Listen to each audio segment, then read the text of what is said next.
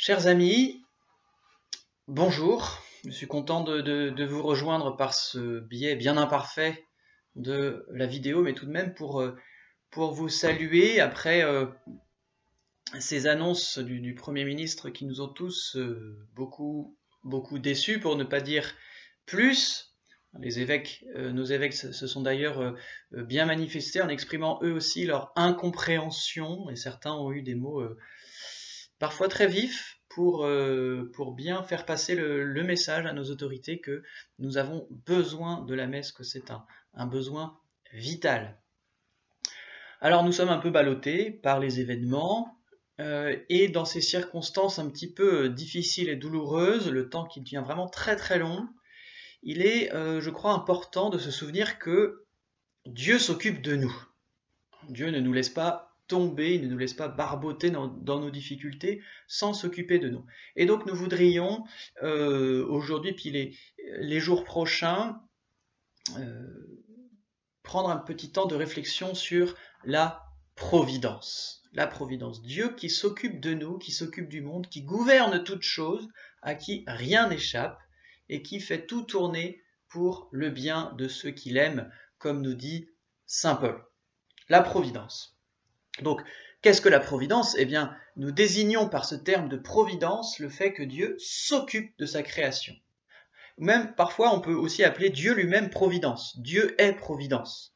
En tant que Dieu s'occupe de sa création, il est providence. Et donc, nous croyons fermement que Dieu ne s'est pas contenté de créer sa création, ne s'est pas contenté de donner l'être à sa création, puis après de la laisser se débrouiller toute seule et de la regarder de là-haut depuis son petit nuage, mais que Dieu non seulement est créateur, mais qu'il est providence. Providence, c'est donc un des noms de Dieu. Plus précisément, selon les mots même du Concile Vatican Ier en 1870, nous croyons que Dieu conserve et gouverne toutes choses. Dieu conserve et gouverne toutes choses. Sentiment partagé d'ailleurs parmi les hommes. Tellement partagé qu'il a pu prendre des formes multiples et plus ou moins heureuses. Les hommes se sont toujours dit que, en tout cas un grand nombre d'entre eux, que Dieu, quel que soit ce qu'il mettait sous cette appellation, eh bien, avait quelque chose à voir avec le monde et qu'il s'en occupait plus ou moins. Et quand les hommes nient la providence divine, eh bien, ils vont avoir tendance à avoir recours à des ersatz de providence, le fatum, hein, c'est-à-dire le destin, la fatalité chez les latins, qui prend un autre nom chez les grecs, mais qui est un petit peu la même chose, la destinée fatale à laquelle on ne peut pas échapper, c'est-à-dire Dieu qui gouverne par le biais de cette destinée. Et puis maintenant, c'est l'horoscope, hein, tout simplement, l'horoscope, l'astrologie, très en vogue quand ce n'est pas le tarot ou autre.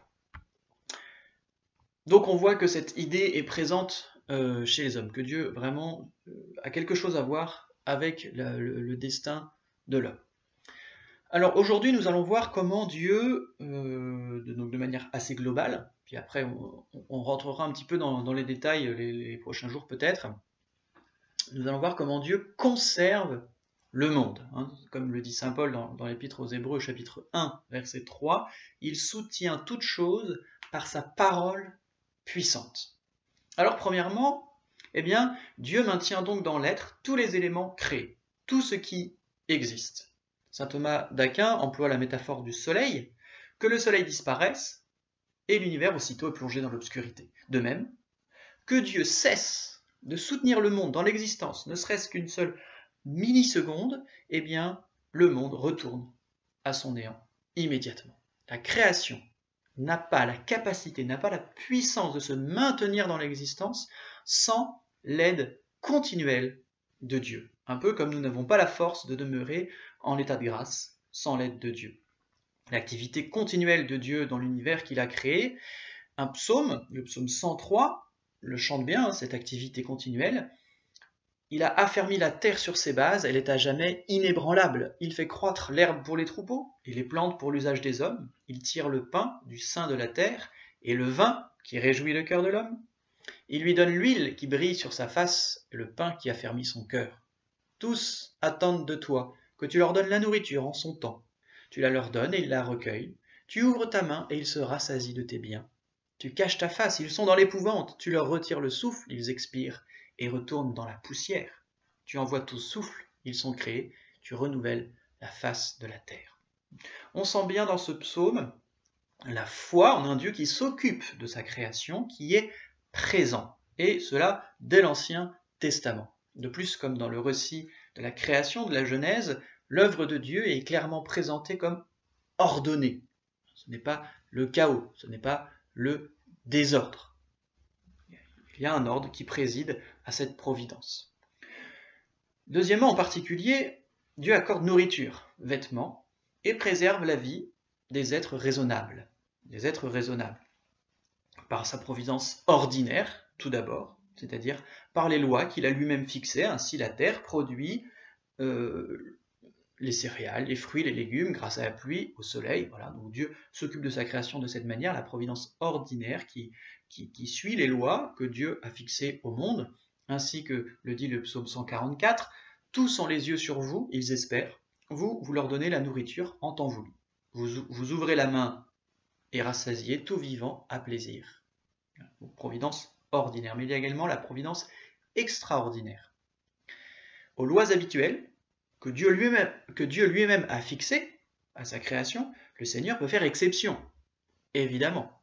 Voyez les Juifs, au désert, pendant 40 ans, ils reçoivent la manne, ce qui est tout de même assez exceptionnel. Et quand les Hébreux se plaignaient de cet aliment, ils en avaient marre de manger toujours la même chose, et bien Dieu leur envoie des cailles. Quand ils avaient soif, Dieu faisait jaillir une source. Tous ces miracles pour maintenir un peuple entier en vie. Peuple dont la Bible nous dit qu'il comptait, au sortir de l'esclavage d'Égypte, 600 000 hommes en état de porter les armes. Ça faisait du monde. Ce que Dieu fait pour son peuple tout entier, il peut évidemment le faire pour telle ou telle autre personne. Voyez d'abord le prophète Élie, dans le premier livre des rois. Akab rapporta à Jézabel tout ce qu'Élie avait fait, et comment il avait tué par l'épée tous les prophètes. Et Jézabel envoya un messager à Élie pour lui dire que les dieux me traitent dans toute leur rigueur si demain à cette heure je n'ai pas fait de ta vie comme tu as fait de la vie de chacun d'eux. Élie, voyant cela, se leva et partit pour sauver sa vie. Il arriva à Bersabée, qui appartient à Juda, et il laissa son serviteur. Pour lui, il alla dans le désert, l'espace d'une journée de marche. Arrivé là, il s'assit sous un genêt et demanda pour lui la mort en disant « C'est assez, maintenant, Seigneur, prends ma vie, car je ne suis pas meilleur que mes pères. » Il se coucha et s'endormit sous le genêt. Et voici qu'un ange le toucha et lui dit « Lève-toi, mange. » Il regarda, et voici qu'il y avait à son chevet un gâteau cuit sur des pierres chauffées et une cruche d'eau. Après avoir mangé et bu, il se recoucha. L'ange du Seigneur vint une seconde fois, le toucha et dit « Lève-toi, mange, car le chemin est trop long pour toi. » Il se leva, mangea et but, et avec la force que lui donna cette nourriture, il marcha 40 jours et 40 nuits jusqu'à la montagne de Dieu, l'Horeb. On pourrait donner d'autres exemples, la Bible est très riche de ces exemples, mais arrêtons-nous là pour l'Ancien Testament, et puis on voit aussi dans le Nouveau Testament que Jésus lui-même ne s'est pas gêné pour multiplier les pains, pour transformer l'eau en vin, pour faire 2 pêches miraculeuses. Donc Dieu peut changer un petit peu ses lois habituelles pour nous venir en aide quand il le souhaite. Comme nous avons tendance, et peut-être maintenant aussi, dans cette situation, nous avons tendance à perdre de vue que nous n'aurions rien à manger ni à boire si Dieu voulait le contraire, Jésus nous a appris à dire « Donnez-nous aujourd'hui notre pain de chaque jour ». D'où l'utilité des bénédicités, des grâces, donc bénédicité avant le repas, les grâces après le repas, pour ne pas perdre de vue notre dépendance. Et c'est pour cela que tous les jours nous disons « Seigneur, donnez-nous aujourd'hui notre pain de chaque jour ». Parce que nous en avons besoin, nous devons nous rappeler à chaque instant que nous dépendons de la providence de Dieu, même pour notre existence ordinaire. Voilà, eh bien nous allons nous arrêter là pour aujourd'hui. Nous continuerons demain ou plus tard cette petite étude sur la providence de Dieu en rentrant petit à petit dans les détails et en adaptant un petit peu cet enseignement à notre situation actuelle. Bon courage et à bientôt.